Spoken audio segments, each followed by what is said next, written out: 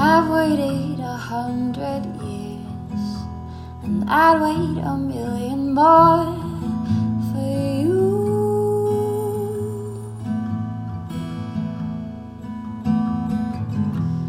Nothing prepared me for the privilege of being yours would do.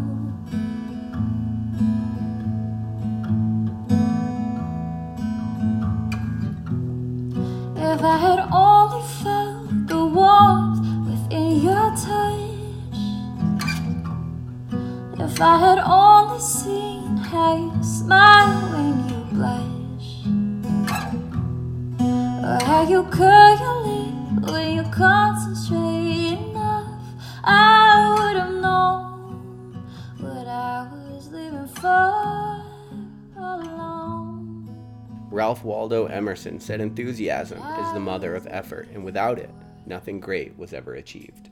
Welcome back to another episode of Morning Coffee. I'm Rick Alexander. I host all of the Morning Coffee episodes. You can follow me at @RickAlexander_ and at the Morning Coffee Podcast. Of course, I know I often tend to take a little bit of a different angle than some of the industry does to growth and what gets in our way of growth. That's what I really like to talk about because, I spent so much of my life trying to grow somewhere, having this idea of what I could be. And every time I tried to move toward it, I felt fear and I felt shame and I felt guilt and I felt all the other bullshit that we tend to bring with us from childhood.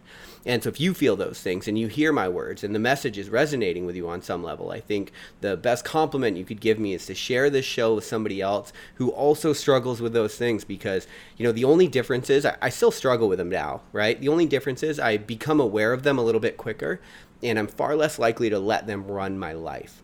And so that's one of the beauties of the worldview that I've come to shape in my efforts to success and my efforts to achieve certain things in life. Like one of the biggest things that I credit myself with, or one of the biggest factors of my growth that I credit myself with, is this ability to look back and reframe failure as like learning points and not have it say so much about me. Although it wasn't always that way, right? Like when I first started shouldering failure, it was a little bit crushing. And luckily social media wasn't even around when I first started shouldering failure, because that adds another sort of element to it. But one of the things that I wanted to talk about in the next two episodes are some of the intimate struggles that I've had on my growth journey. And so the struggle that I'm going to talk about today was born of one of my first like real big, we'll call them like sort of public failures. And so what I'm going to do today is talk about some of the lessons that I struggled with in that first failure and what you can learn from them. Because I think, again, like real good wisdom is universally applicable. Like if it's true, you can probably apply it to every single situation, or at least most situations, and find that it'll help. And so this is something that I've applied to many situations since that first failure. Back when I was still in the military, I was on deployment, and I read a book called Rich Dad, Poor Dad. And before that, I had a really adverse relationship with money and with business, and I was kind of like, I grew up thinking that money was evil, and all these like weird beliefs that we tend to have. Like, of course, money's nothing, it's inanimate, it's us that give it the narrative, but I had all these beliefs. And then I read Rich Dad Poor Dad, and it opened my mind to the world of capitalism in its purest form, not really what we have now, but it also opened my mind to what's possible with business. And so for someone like me who always dreamed of a bigger life or a different life in some way, once I saw that I could bridge the gap between who I was and where I wanted to be with business, it was only a matter of time before I began to start them on my own. And I got so excited because all of a sudden it felt like I had a vehicle to put a lot of my passion and effort in outside of just working out. So before, it was like always I would take all my enthusiasm and I would drive it into my hobbies and my endeavors. But now I had business as well. And so I want to talk about one of the biggest struggles that I felt in that first business. And this is going to come if you are somebody that's really, really passionate about life or tends to get really passionate. And I know most people that listen to this probably have a side of them that is pretty passionate about the things that they love and the things that they want. And with passion comes, or with anything really, comes a downside. And so with every good polarity, there's also an opposite negative polarity. One of the things that I realized, one of the polarities to having passion, is that sometimes your enthusiasm can override your discernment in certain situations. So when I look back, I was really excited about starting a business. And so as I thought about the kind of business that I wanted to start, I knew that I was so into fitness. And then I also had a real passion for people in the military and first responders sponsors and people that were like living lives of service. And so I started this company called Tribute Athletics. And what it was a clothing company where we were athletic apparel. And with every sale, we were giving back to first responders through what we called the Tribute Fund, right? And it's a cool idea in itself. But as you start going down that road, I realized how badly, or as I started going down that road, I realized how badly enthusiasm really did get in the way of my discernment. Because what I began to realize is you might want to make athletic apparel, but you're by no means in the athletic industry. You're actually in the textile industry. And I have no style at all. And sometimes you don't know you don't have style until you see somebody with style and you think that can't be taught, right? Like it's something that people innately have.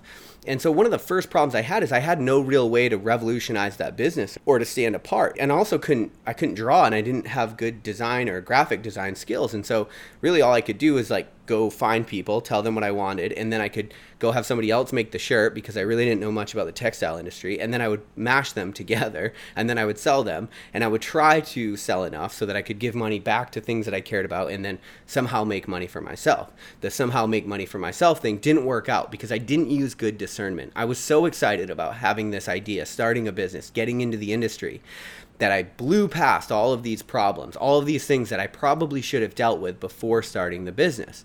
Now I look back, and at first when I really looked around and I realized, man, I don't know what I'm going to do with this business, it felt like a problem, right? It felt like a failure. But now I look back and I'm like, but I learned something really valuable, and the whole entire business probably cost me like 10 grand or something, maybe even less.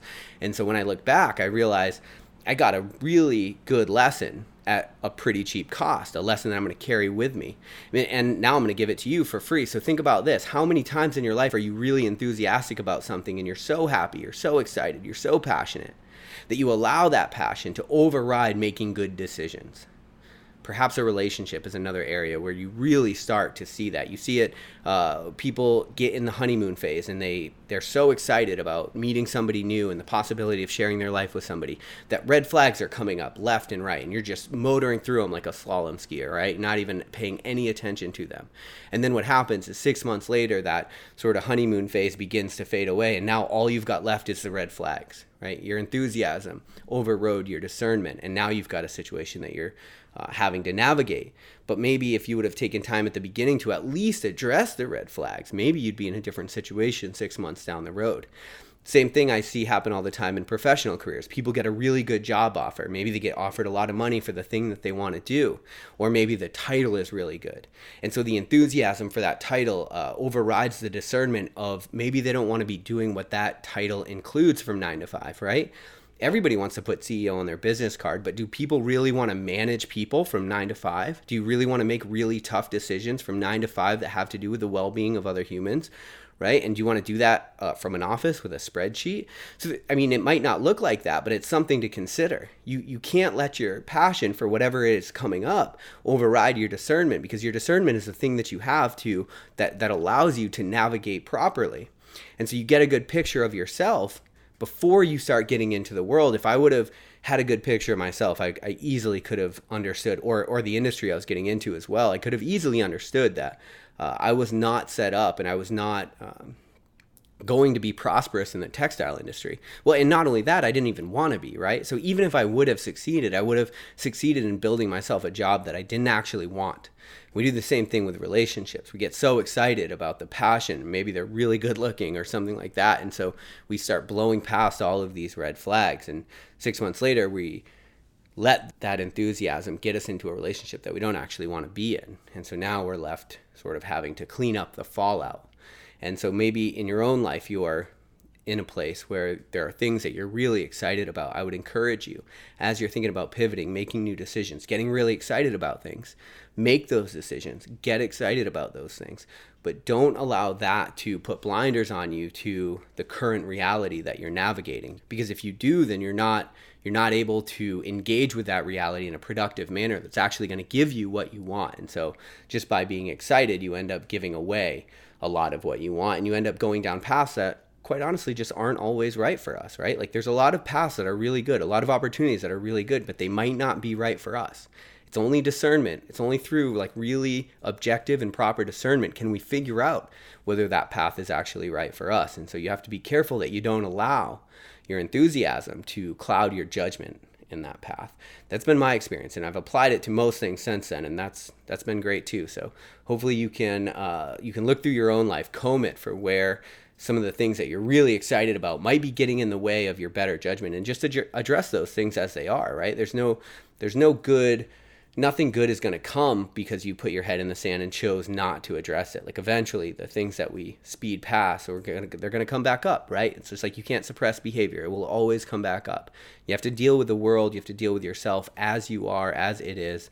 And if you do, you'll find that things aren't quite so hard. We create a lot of hell for ourselves when we don't have to. But that's been my experience. I love you guys. I hope you have an amazing day. We'll talk tomorrow on Morning Coffee. With the quickness and the means to get these dreams, yeah. Now that I see the morning, wake the selection, cause I like to choose. And now the more I come across, the more I like to use. It seems that I've been shown to see plastic works wonders when there's no money. Now if I get one, I probably want a few pounds in stacks coming to the rescue. Mr. Risk Taker, a job description, grabbing luxury through my intuition. As I throw down payment on 3 houses in Spain, Kona and Cali, always trying to get it on. Hey, as my ambition gets larger, it's time for me to rise. As my ambition gets larger, the picture hits my eyes. As my ambition gets larger, now it's my own design. As my ambition gets larger, is the place and now's the time.